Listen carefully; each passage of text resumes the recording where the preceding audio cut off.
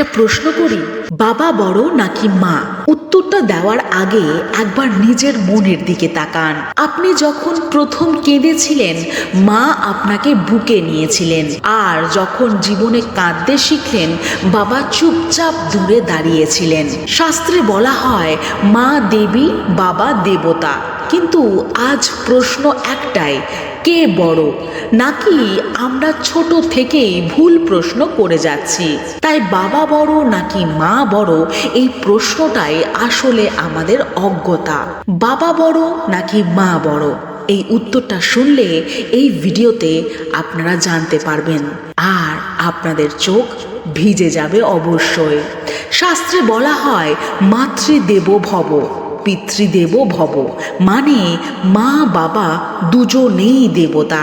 কিন্তু বাস্তব জীবনে যদি প্রশ্ন করে কে বড়, তাহলে বলবেন বাবা বড় শক্তিতে।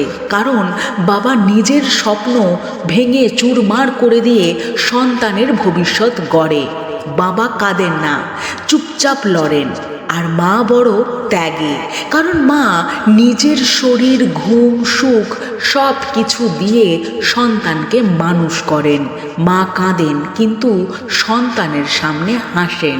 বাবা জীবন দেন বাইরে থেকে, আর মা জীবন দেন ভেতর থেকে। বাবা আমাদের হাত ধরে হাঁটতে শেখান, আর মা আমাদের পড়ে গেলে বুকে টেনে নেন। পুরাণে আছে, বাবা হলেন ছায়ার মতো, সব সময় থাকেন, বোঝা যায় না। আর মা হলেন আলোয়ের মতো, চোখে পড়ে, হৃদয়ে লাগে। তাই শাস্ত্র বলে না কে বড়, শাস্ত্র বলে যে মা বাবাকে তুলনা করে সে আশীর্বাদ থেকে বঞ্চিত হয়। আপনি যদি মা বাবা দুজনকেই ভালোবেসে থাকেন, তাহলে অবশ্যই এই ভিডিওটা শেয়ার করুন, লাইক করুন, সাবস্ক্রাইব করুন, কারণ এরা দুজনেই অমূল্য। তাই বাবা বড় নাকি মা বড়, এই প্রশ্নটা না করে, এই তুলনা না করে বরঞ্চ উপলব্ধি করুন। জয় শ্রীকৃষ্ণ। রাধে রাধে।